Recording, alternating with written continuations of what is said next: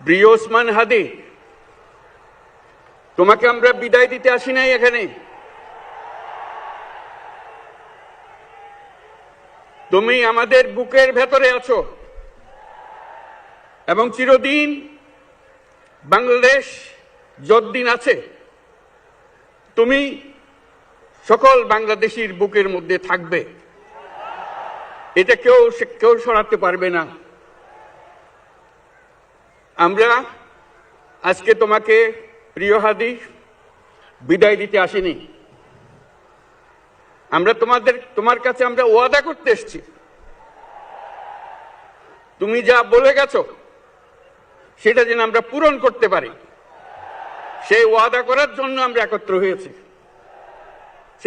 সেই ওয়াদা শুধু আমরা নয়, পুরুষানুক্রমে বাংলাদেশের সব মানুষ পূরণ করবে। সেই ওয়াদা করার জন্যই আমরা তোমার কাছে আজকে এসেছি, সবাই মিলে যে যেখানে আছি।